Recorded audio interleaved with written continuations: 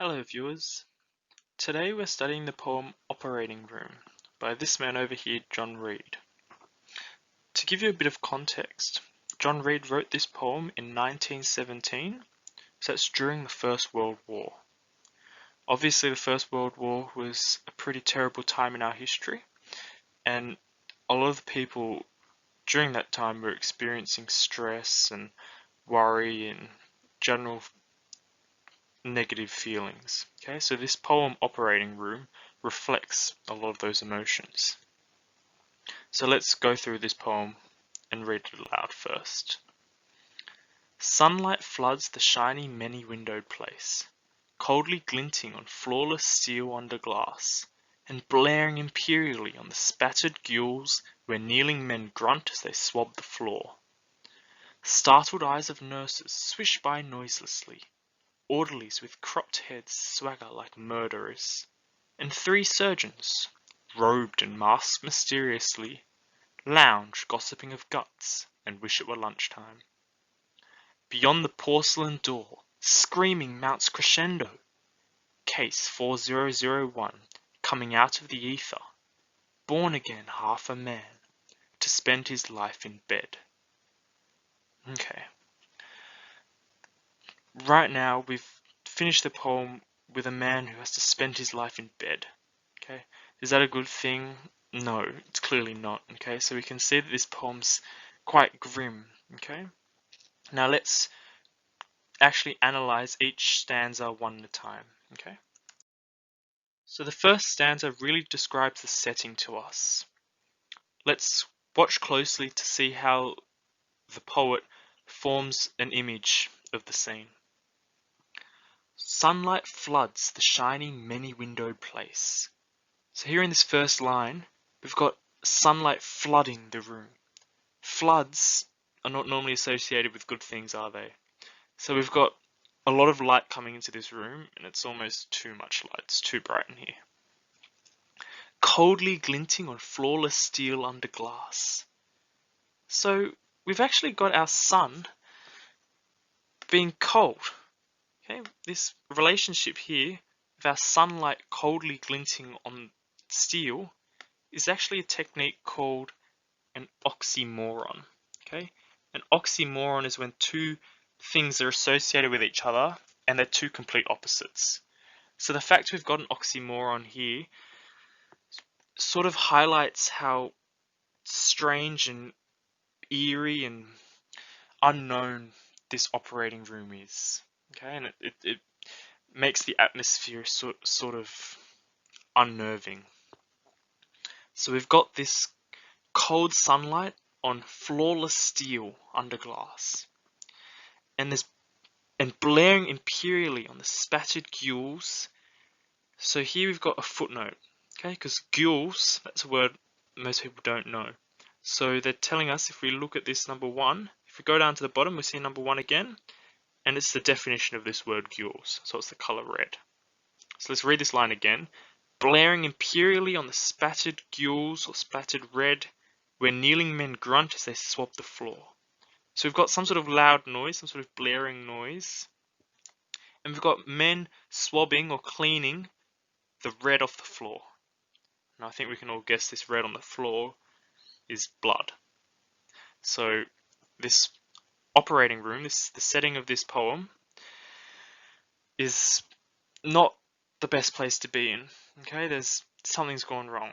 It's not a nice clean hospital. Moving on. Now stanza 2 explores more of our characters in this poem.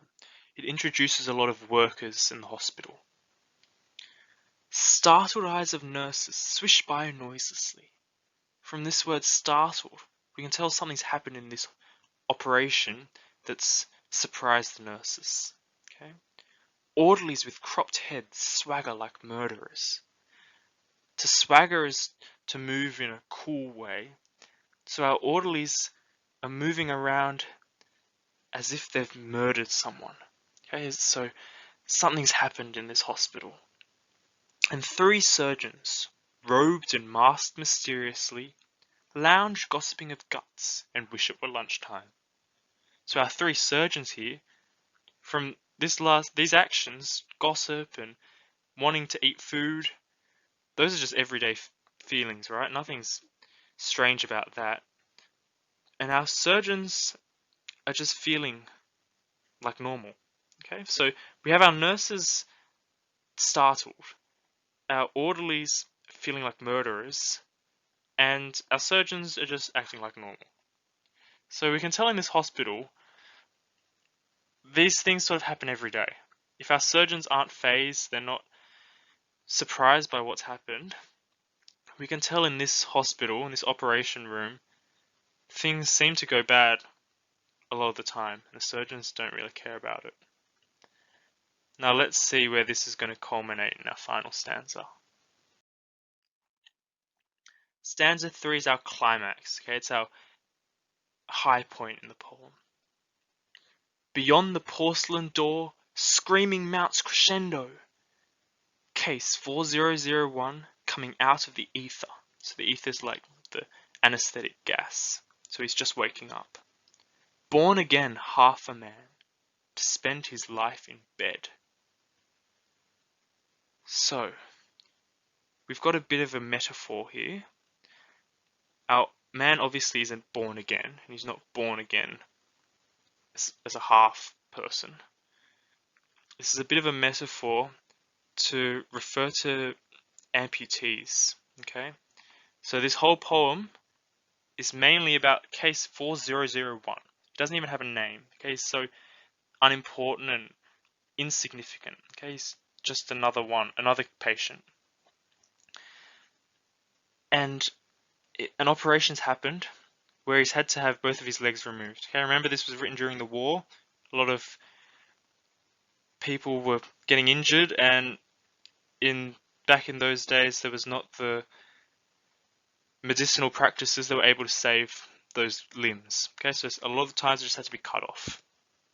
So here we've got a man who was operated on, had to remove his legs, and now in this final stanza he's woken up and seen himself as half a man because he doesn't have his bottom part of his body, and there's a bit of exaggeration here. He's saying he has to spend his whole life in bed. Okay? So this whole poem is really trying to highlight the devastation that would be experienced by our war veterans when they're operated on. Okay, back with our hospital staff, they didn't care too much. They have to do this on so many different patients. But each and every case, each patient has their entire life changed by these operations. And this poem was just highlighting